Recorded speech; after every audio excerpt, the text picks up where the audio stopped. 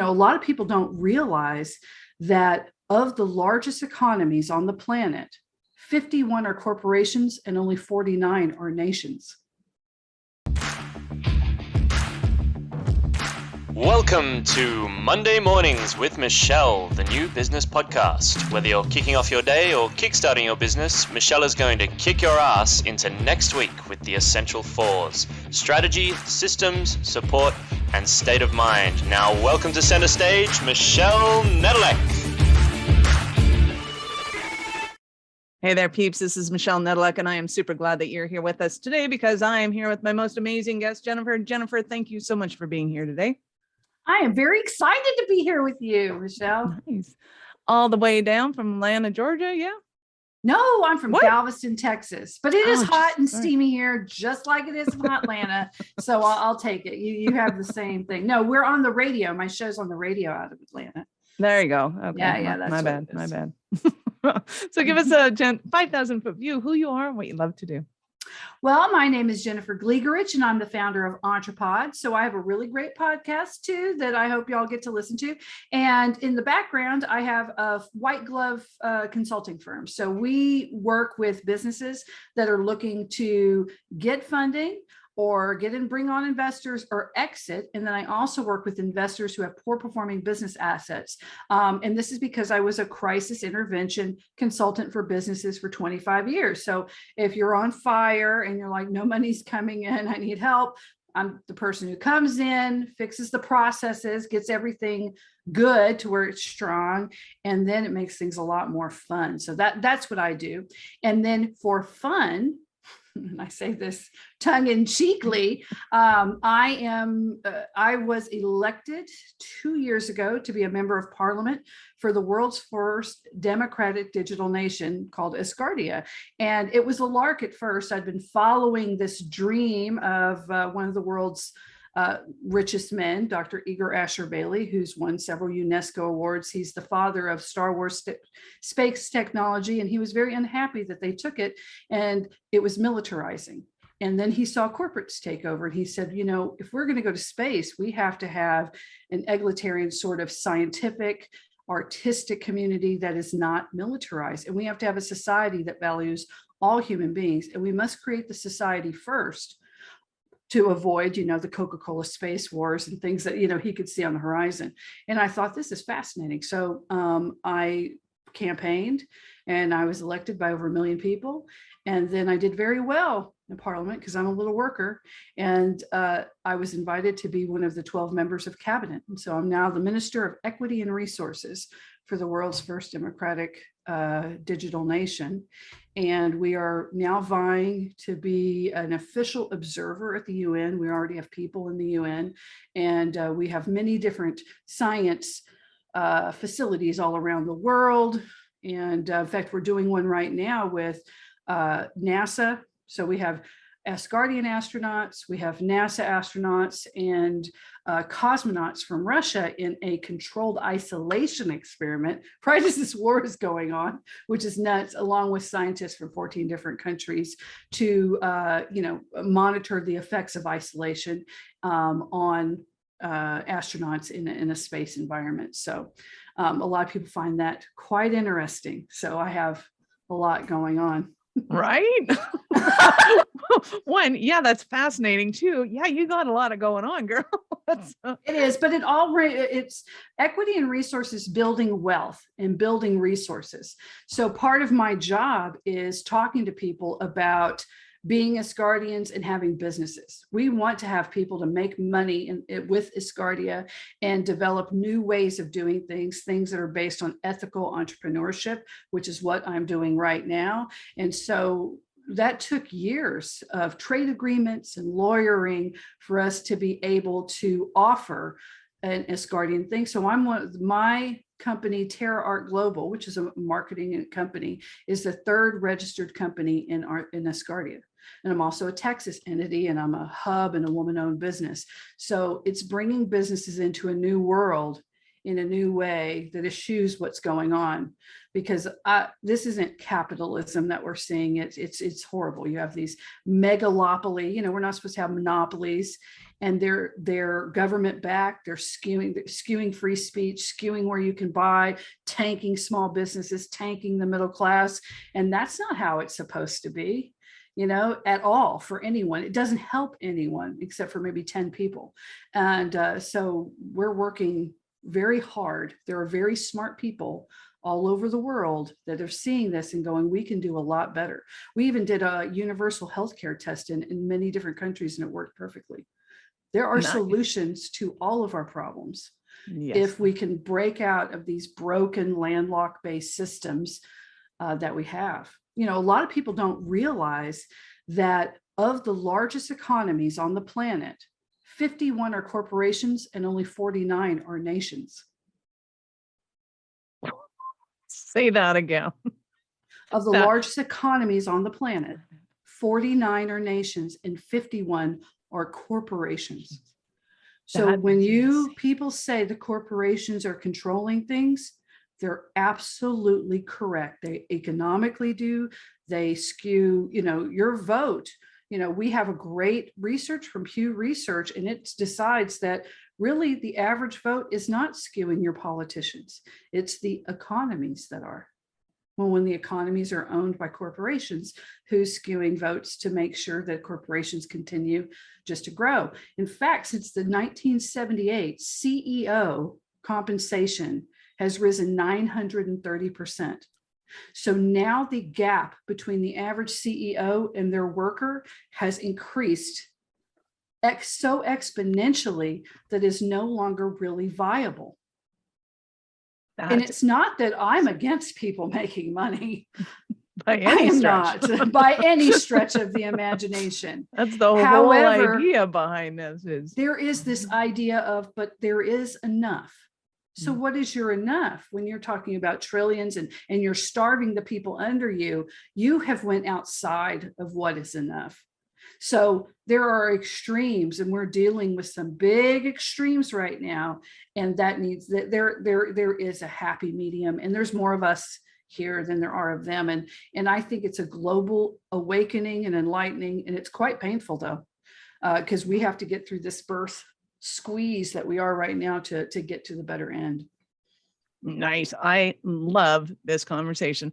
And I think I don't know if it's a matter of enough so much as I think that once you've mastered the skill of making money, that there's an emptiness that will happen inevitably unless you look at, okay, now how do I share that knowledge with other people? How do I raise that tide? And I think it's just a little bit of history repeating, the Russian royalty, the French royalty, anytime you squeeze out the majority of people in order to just have a more opulent life, it becomes empty. And it was empty for them. And they talked about it being empty for them. I have I collect turn of the century little novels and things like that. And I have a book that is so old, I can barely open it. In fact, I pretty needed to get it preserved, but it is written by Marie Antoinette's cousin who knew her. And it talks about like the nightmare that was their life. Of course, she's very skewed towards Marie. She loved her. But then there are things you didn't realize that they went through. Like, she didn't say, let them have cake. A lot of people don't realize that. What she said was, but we're eating all these cakes. Let's put these cakes outside.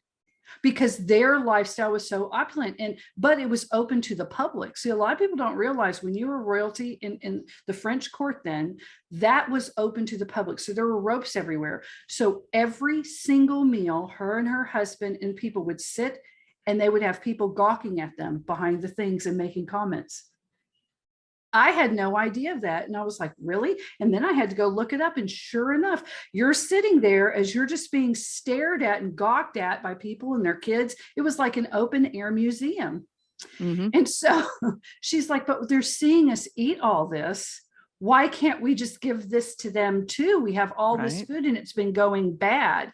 but you see how they skewed it against her. That was the Enlightenment, and they didn't like her. She had made a lot of statements about that, and yeah, they had it out for her. And then, of course, there were people, once they heads actually started to roll, it was throwing everybody else in the guillotine to try to save yourself, which is ridiculous. But they also cut the heads off of all of her friends, and she only had 2 slit windows where they were, her and I think it was 2 of the daughters, her sons were taken from her, and they put their heads in the window and let them rot. So for years, that was her view. It was really horrible. So right. I do say Vive la France, the times might need to come back on some of these leaders, but maybe not to that extent. So let's go. Talk to me about this nation, the digital nation. Is it like an open nation, and can anybody join? Are they looking for recruits? How does that whole thing work? Because I am so oblivious to the whole digital world. Yes, actually, anybody can go on. In fact, I have a company that I'm currently working for a contract right now to the company, and I may not be able to be a minister anymore. I don't know. They have to do the law. See, we're still in making laws really takes a lot longer than most people think. I've got an entire thing on just being in Parliament. How difficult is it when you have people that are socialists, people who come from communist countries, people who come from capitalism in a mix. Their idea of how it should go is very different. And compromising is very difficult on that scale, but it's also very rewarding. I've learned so much from other cultures, but yeah, you can. I basically went on and I thought, okay, I'll just join. So I just signed an email list, and then I decided to pay the resident fee. And there is a constitution, and I had to agree to it. In the constitution, which of course has been looked at by many, we have some of the world's best lawyers. It does not affect my earthly status, so I'm still a Texan, and I can still be an Asgardian because it's a different type of nation. We're basically creating a new, what is going to be the future. And so you just sign to that and you pay, and then you become a part of it. And so I'm trying to work with people to do it more open. I would like to have live events and bring people to my events, talk to them about it, get more experts in different areas. We have mayors all over the world. We have one of our mayors is here at NASA, not far from me in Clear Lake, Texas, and we have mayors everywhere, but they're not. I would like to help them with their communications, because like you don't know about this, and I want more people to know about it. A lot of people in space know about it. People that are, like Spaceborne United, people know of Dr. Engelbert because they're in the Netherlands, and their office looks like an entire spaceship, and he's working to get the first human in space, which is one of our core goals, right? So he's been doing that research, and he's gotten millions of funding, and now has an agreement with Canadian Space to work on this one project. So people come to us from these different projects. The space elevator people, they've heard about us. The people that are building the new space station, they end up hearing about us because we're involved with that. Our prime minister, her husband is a cosmonaut, and she was the head of UNICEF for Europe. She's written many books. She's got several MBAs and PhDs. She's very well known, Lena DeWin, and she's our prime minister right now. Or people in the UK know about us because our head of parliament was a member of British Parliament for over 13 years. And he's kind of like a celebrity. Everyone knows him. He's on TV all the time. He's dated some very famous people. And both of his parents were world-renowned mathematicians.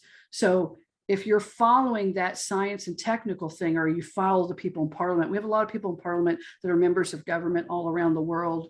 I've met several Nobel Prize winners who are members of Parliament.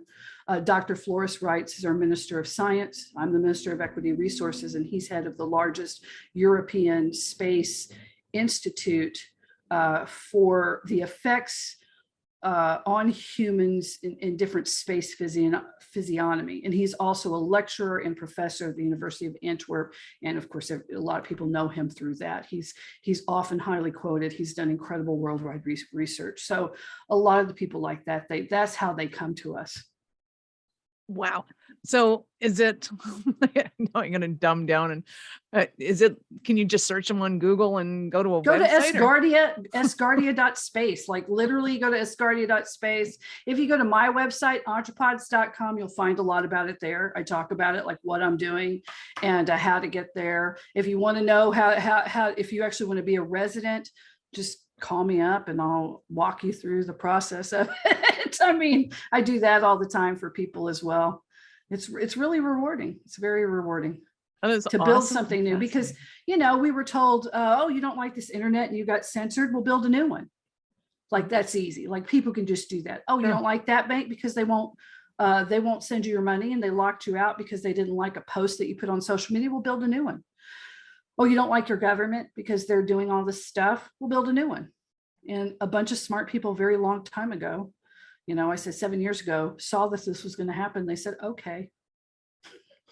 And I'm part of them. There we go.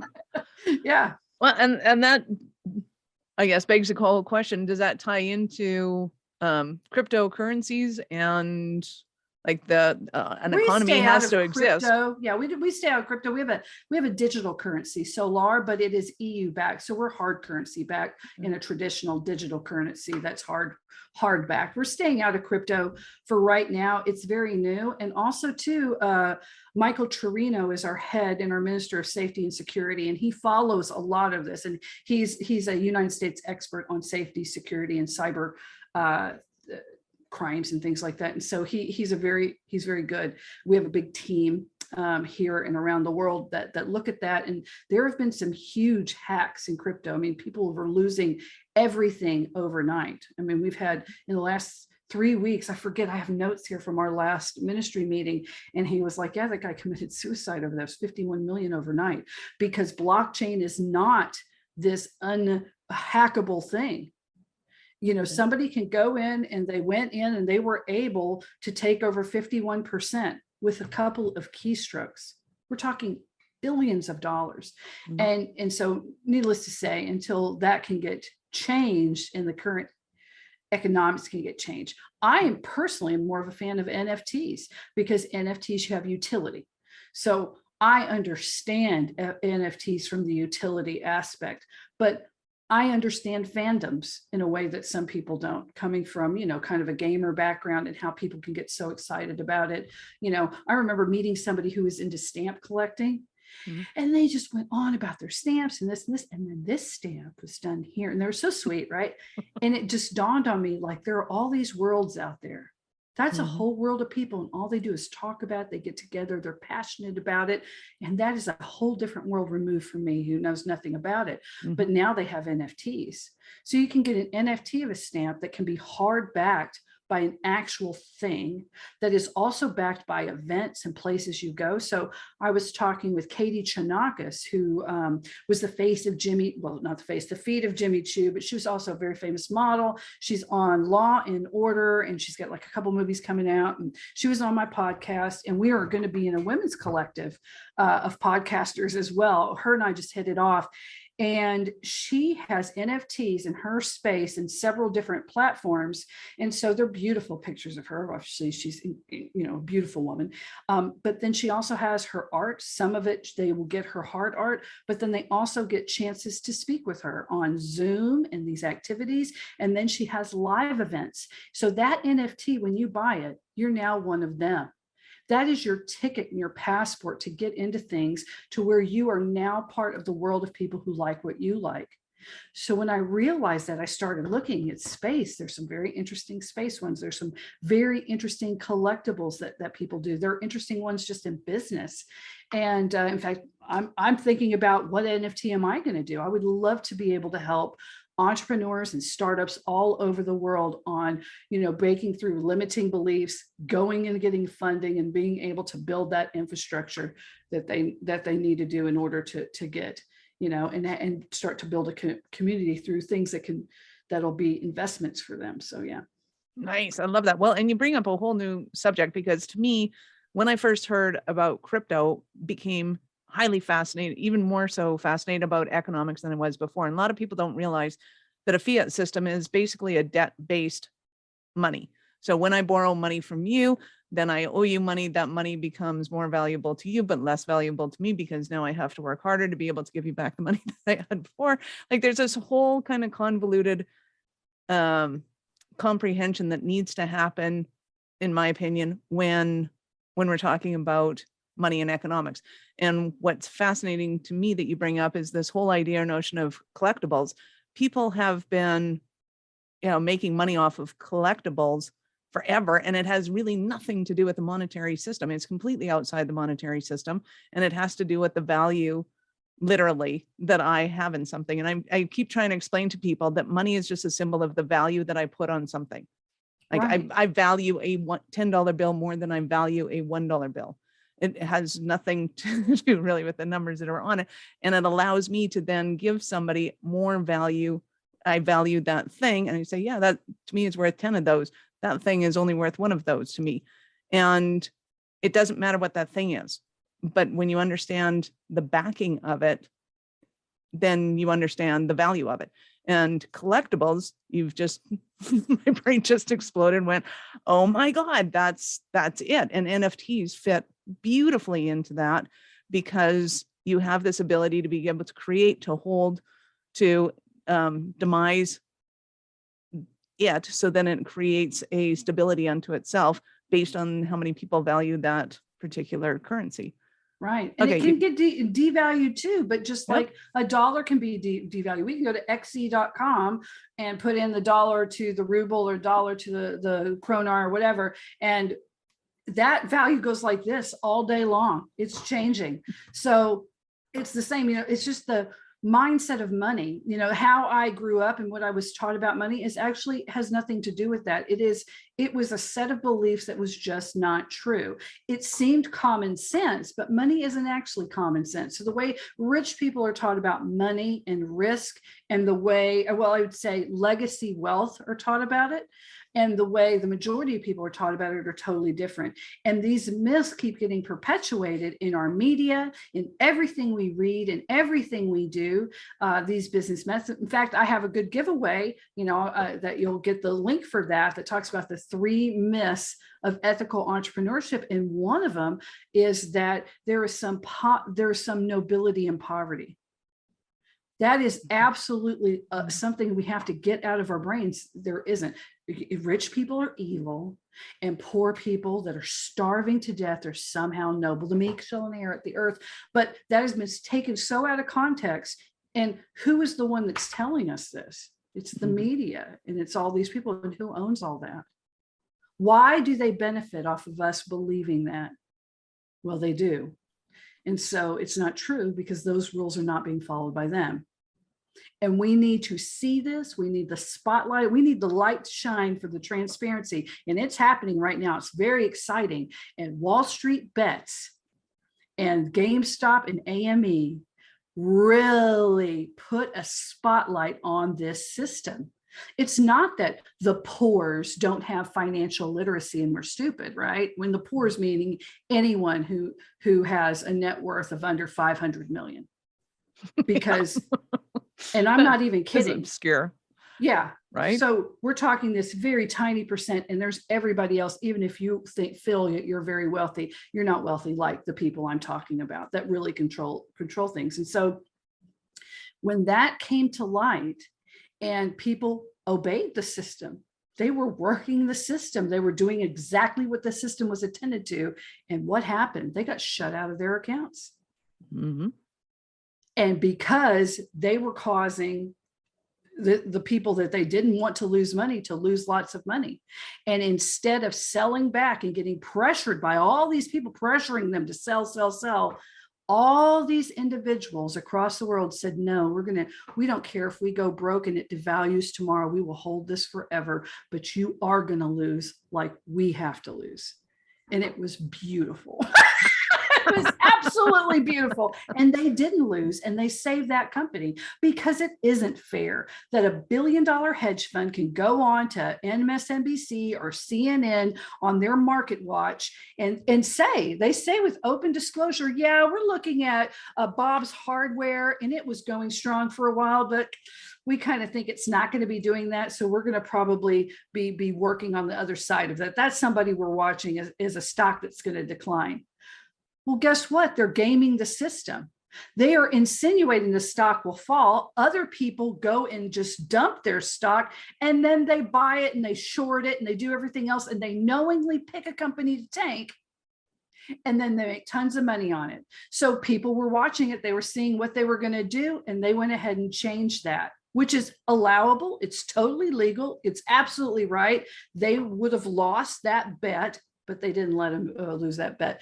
And so that was very interesting. And I loved it because now we have different conversations about money, and more people are realizing the truth about money and mindset of money and how we can apply it to our businesses, the power of entrepreneurship, the power of ethical entrepreneurship in businesses and the ones that aren't doing that.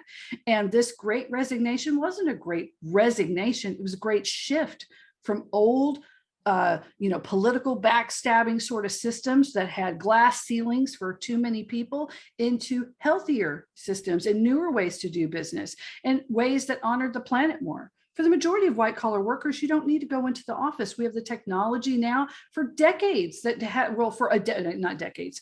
For yes, at least, for decades. Yes, we have. Maybe for decades. I say maybe 10 years, because I've been scaling remote companies for 10 years. So I know for a pure decade that most people could have been from home from the technology that we have. I've scaled companies, taking people off of brick and mortar into this with great success. But it's a totally different mindset to manage them. Emotional intelligence, which I just made an emotional intelligence post on Elon Musk, because he said, you're going to have to go back to work. This just happened. So whenever this post will happen, but right now, 2 days ago, Elon Musk said, well, I'm going to fire everybody who doesn't come back into the office, right? And I said, you just have bad managers. If they're not producing, you need to get rid of them. You need to get managers who understand a remote environment. And I got so much flack from a certain subsection of people saying, that's just lazy people. You just don't want to work. And I said, no. Actually, if you have the right managers in place, you'll work harder, because I said, but in political offices where backstabbing and slack are the norm and these golfing outings are the norm, managers do not like remote work because they have to actually work harder. They manage more. You have to have better emotional intelligence, you have better communication, and you also have to hire better people. There are many companies who have Peter principled their managers to where they are unfit for their position. And so what do? Anyone on their resume that might be a threat, they do not hire them. And they don't enact HR to say, Susie would have been great. Why didn't you like her, Joan? Well, because Susie's actually more qualified for Joan, probably would take Joan's job, and Joan knew that. So that's why Susie didn't go, right? And so in a remote environment, it actually behooves you to hire the best of the best, because they value their job and where they're at. They're highest producers, not clock watchers. And so it's a very different way to manage. And if you don't have the managers in place, or you have poor managers, they're going to want people back in the office to keep an eye on them, because really keeping an eye on them means keeping everybody in their place. And so I was amazed at how much pushback I got from people on the old way on that. Nice. I love that you get pushback, and I love that you don't care. Not at all, because we need to have these conversations, right? Yeah, it does. And every person I talked to about becoming an entrepreneur that had a corporate job, one, hated going to work every day, or realized they just couldn't go any further and had to become an entrepreneur, because that's where you get the freedom to be able to kind of fly. And your success or demise is on your head, and you got to figure out how to make it work or not. And that's a very powerful and frightening position for most business owners and corporations for people to be in. They don't want you thinking for yourself, and they do everything in their power to be able to diminish that and demise it, which is why people hate corporate jobs. It's like, well, because come on, corporations stopped taking care of their people. Right. There is nothing wrong with an employee mindset and going in and doing your job. I need those people. They're great, wonderful people. Right. But when corporations stopped honoring them and started doing the Enrons and the WorldComs, I had to do an outsource for that. And I fired like 1,000 people over a 3-day thing, me and a team. It was absolutely freaking horrible. And I had to do it in Houston. It's amazing I didn't get shot. I mean, Right. you've lost everything. Everything you ever saved is gone. Here is a severance that's not going to last you. Your 30 years of devotion meant nothing. I mean, I couldn't say it like that, but that's exactly what happened to those people. And it was freaking horrible, right? And so when that started to happen, why would you give your entire life with it? Anything somebody could say, oh, we're an at-will employer. Okay. Well, that makes a big difference in how much I'm going to invest of myself in the majority of my day.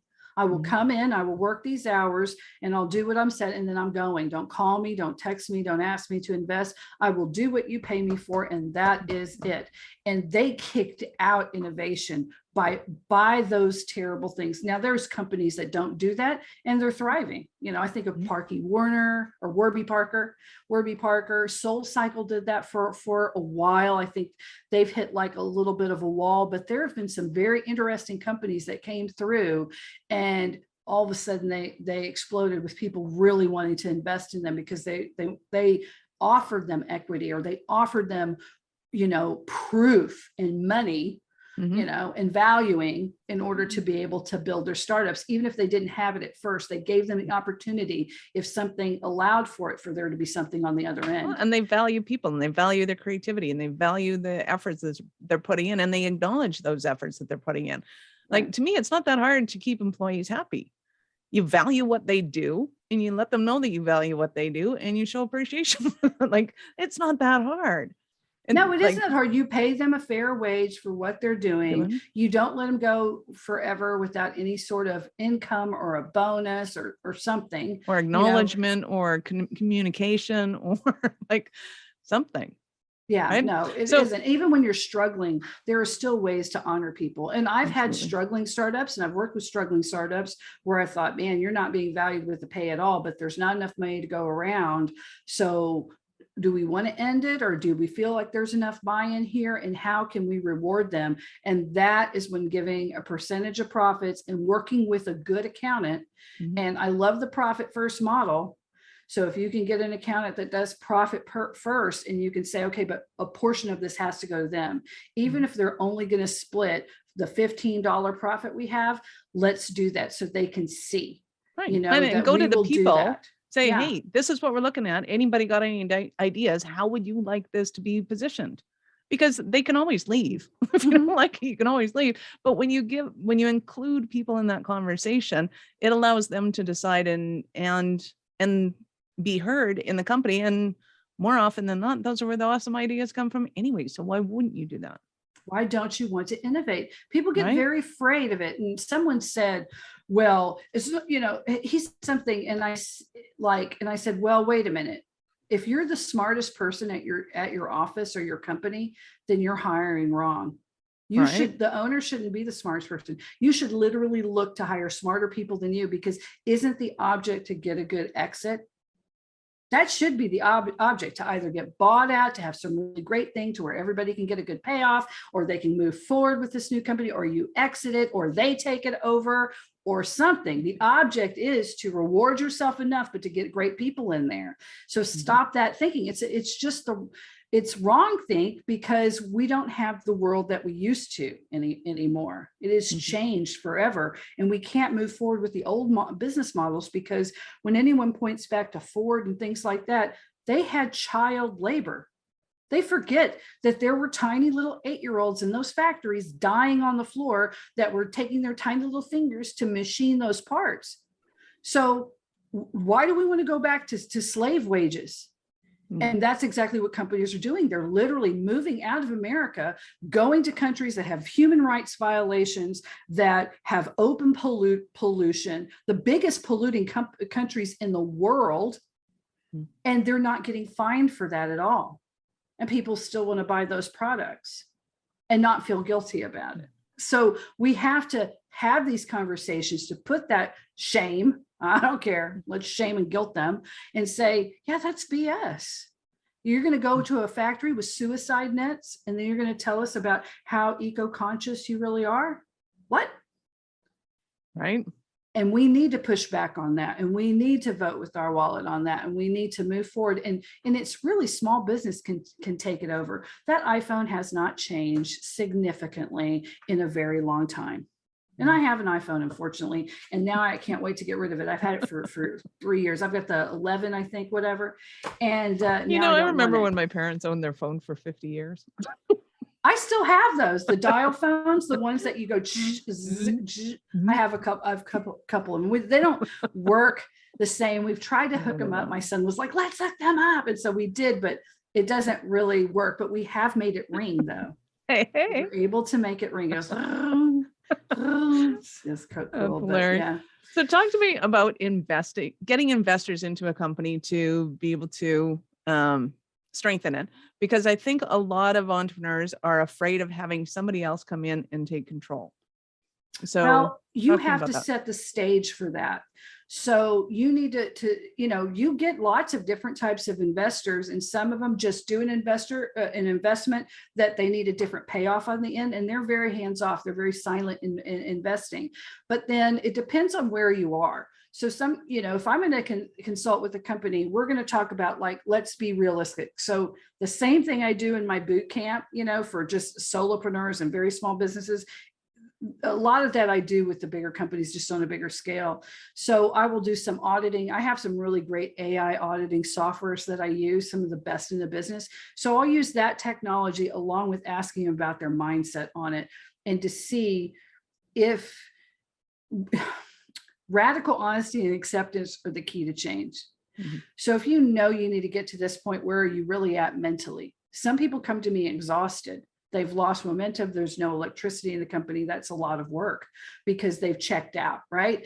Mm-hmm. And why did they check out? When did it go wrong? When did it become hard for them? Was it because they expanded, over what they originally wanted to do or whatever? So we have to have a lot of different conversations about the journey to where they come to me, and then where they're really wanting to go.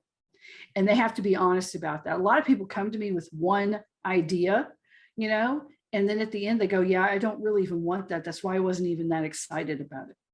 What I really want is to retire. Okay. It's okay to say that. Right.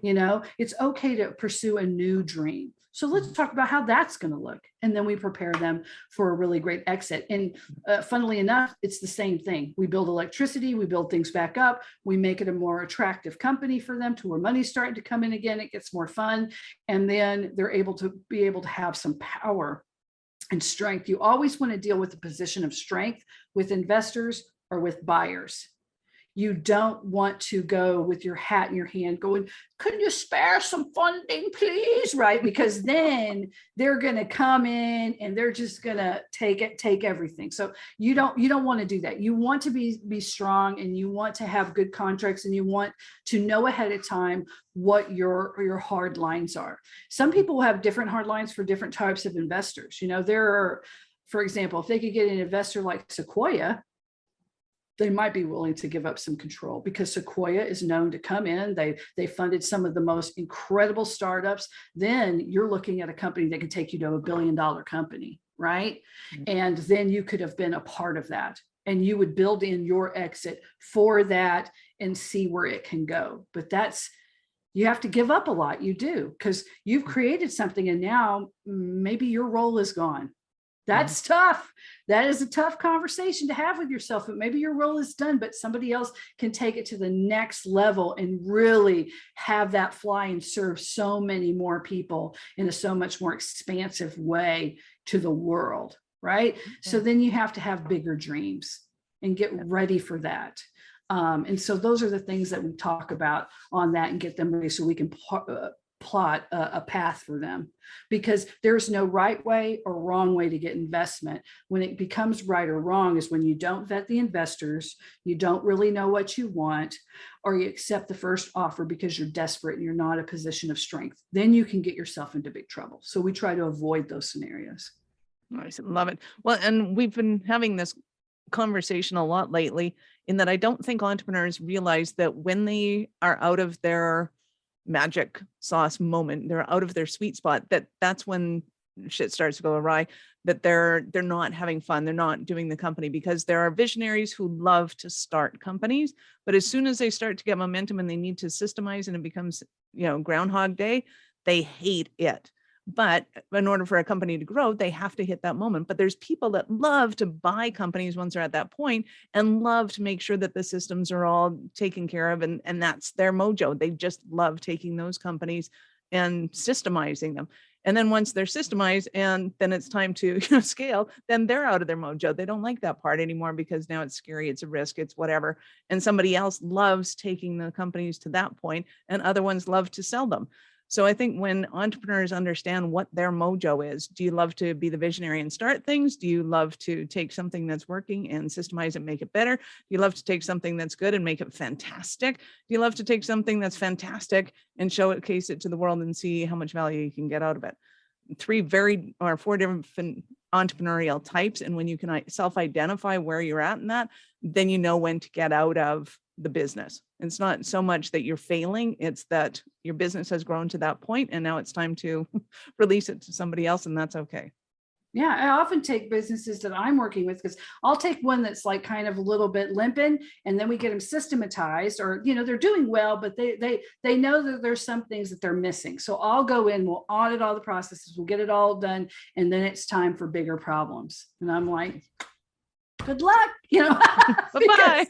because that's what I like to dig in and fix all the stuff, Nice. and so that's where I'm in that process. And neither one of them is better or worse than the other one. It's all what your joy is, and there's room enough in the space for everybody. So, but yeah, knowing where you're at and knowing where your strengths are, knowing you, is really important. And that's tough if you've been an entrepreneur when it hasn't been about you. You've just been working all the time, the kids screaming, you got dinner, and you have not been in the equation for a long time. Yeah. So that's sometimes you have to just grab them and say, okay, now it is about you. Love it. So I know our listeners are going to want more from you. How do they start the journey with you? Well, I'm going to give you a link so you can get the top 3 myths top 3 ways to become a more ethical entrepreneur. It's a great read. I talk about the myths of business and how we're going to change those so we can make money and change the world. So you get that link, and you can go to EntrePods.com. That's EntrePods.com. I'm at my spelling bee now. You can go there, and everything about me is there. Or if you do the @ EntrePods, all my social media comes up. I'm literally on every platform you can think of. So I have to ask you, where did the name EntrePods come from? Entrepreneurs and podcasting. And I just put them together. Awesome. That's I it. was thinking it was very French and very exotic, and then I realized no, it's probably got to do with entrepreneurs, and it might be pods, like putting them together in communities, or So that's what it is. I wanted to do a podcast about entrepreneurs, and then I thought, well, that's a good enough name. I can just name the company that, because during COVID, I had to close 2 businesses, and I was not happy about it. One was a travel agency. It was a Cruise Planners American Express, one of the top 25 franchises you can own for the last 30 years. Loved it. Incredible organization. But I only got paid when people got on the boat. I'm in Galveston, Texas. I specialize in cruises, and I had to let that go because I couldn't pay the royalties and I couldn't keep it going. And I cried bitter tears over that one. I wasn't making hardly any money on it, but even for my own travel, I loved the organization. I thought it would be my retirement, and I'll probably buy another one later.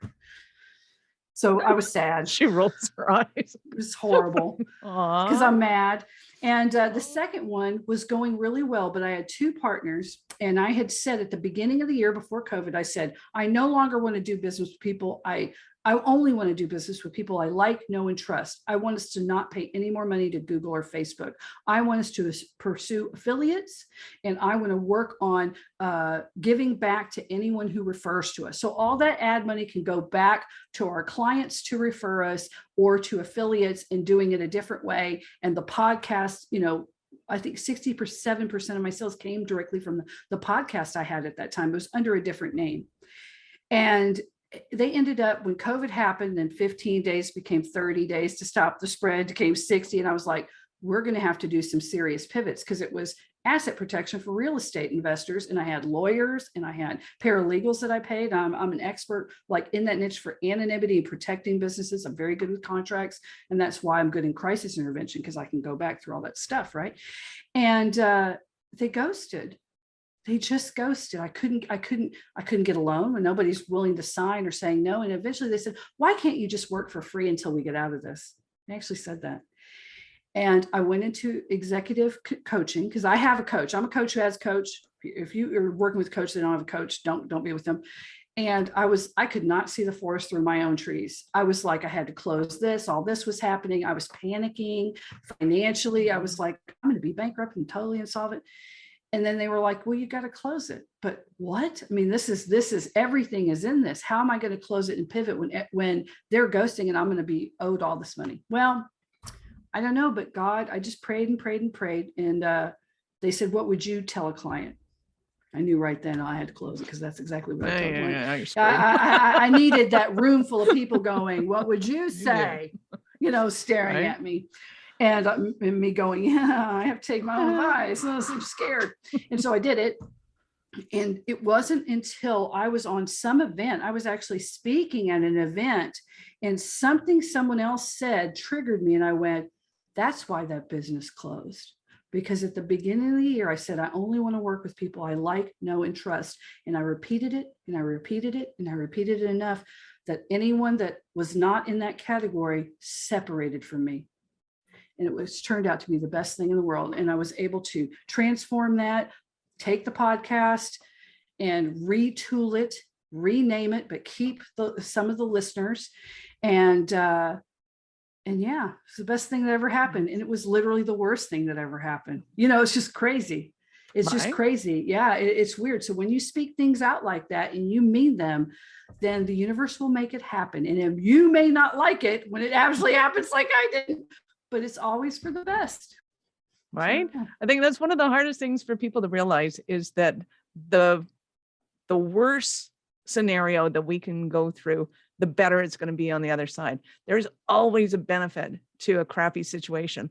And the crappier it is, the better the outcome. And it's a super hard concept to wrap your head around. But almost everybody you talk to and say, hey, what's the worst thing that ever happened to you? And how did you come out of it? And it's like, oh yeah, that was the best. And it's like, and it doesn't matter if it's a death in the family, if it's cancer, if it's horrific stuff.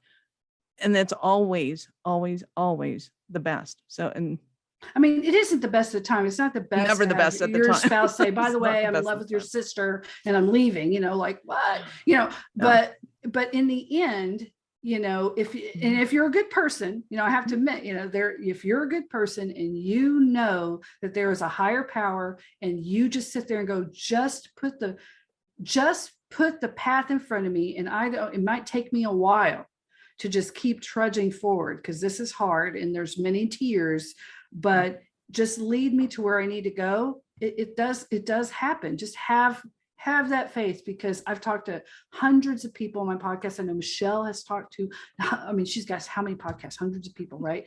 And we're all saying the same thing, and it's not a fluke. It's not just, coincidental. It's really true. So to bring things into a kind of lighter light, do you have an example of one of the follies that you made as an entrepreneur that ended up being hilarious? And one of the what? Follies, like one of the mistakes you made in business that ended up being hilarious. Or maybe it was hilarious, but it was a bad mistake. What? You just blew me out of the water. Was I supposed to even know that? Let me think of one of my mistakes. I've made lots of silly mistakes. I'll let you think, because I think there's a time and a place when people go, oh my God. So for example, when I was speaking one time and I was explaining the synaptic gap in, when you have mental process, your nerves, and you have the synaptic gap. And I was drawing this picture and it ended up being very phallic. And the audience is killing themselves laughing. And I'm like, what is so funny about a synaptic gap? Like, look at your picture. I'm like, oh my God. I have had a podcast where I've done silly things like that, and I can't remember.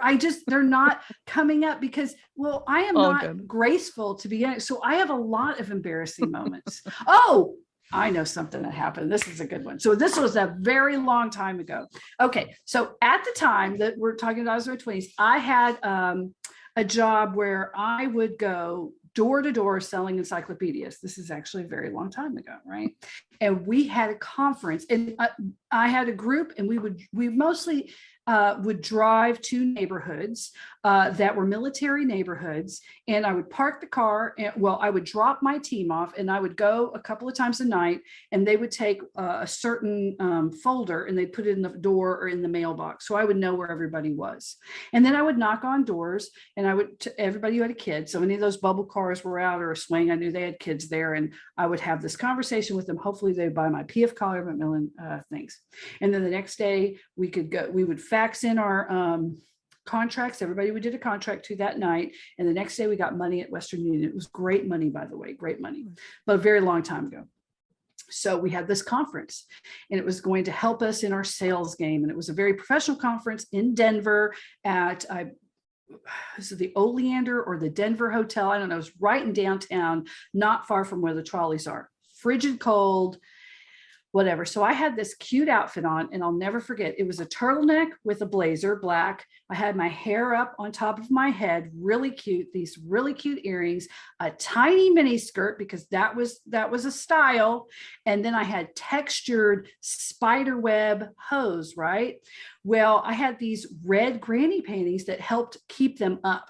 That's all I'm going to say. And they were bright red. So black outfit, but these red granny panties. Anyway, freezing cold. So I decided to go on the trolley with some friends and blah, blah, blah. And I lost my group, and I'm outside a lot. It's so cold, I can't feel my legs.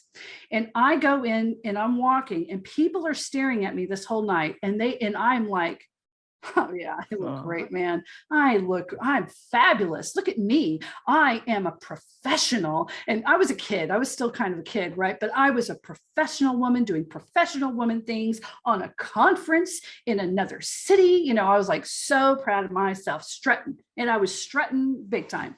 So past the bar of the hotel, people are staring, and I'm like, God, I look good tonight. I go straight into the elevator because now I'm kind of tired, but I'm feeling great, and it's all mirrored. And there I see hanging between my knees are my red underwear that had fallen slowly, but my legs are so cold, only being held up, the top of them, and there it was, like swinging between my thighs, the crotch of these red underwear. So yeah. Yeah. So they weren't looking at me because I was hot stuff and so professional. They were like, what the hell is that? Sweet. Oh my God, is that her underwear? Yeah. That happened. I love that you're brave enough to tell that story. Thank you. No, that's not even the worst thing. I'm an embarrassment sometimes. I don't care, but whatever. What are you going to do about it? Right. But yeah, no, it was pretty humiliating. I remember just laying in the bed going, I can't, I wasn't going to go to any other meetings or anything, but I had to hold my head up and do it. And no one really said anything. A couple of, the girls said, what was that?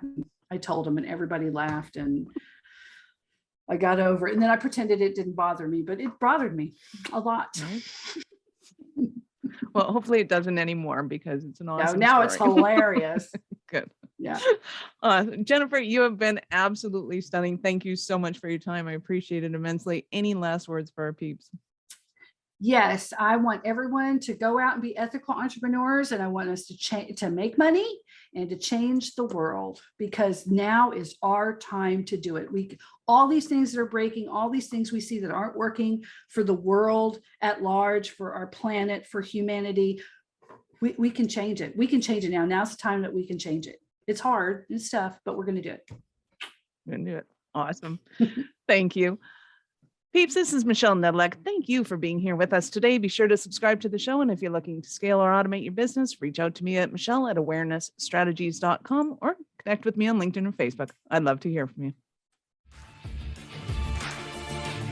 Thank you for listening to our show. I'm all about being a resource center for entrepreneurs to give them the information and the support that they need to make it in business.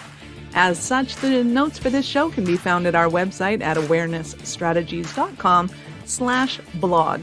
Be sure to subscribe, give us a rating. I like 5 stars personally, and share with your friends.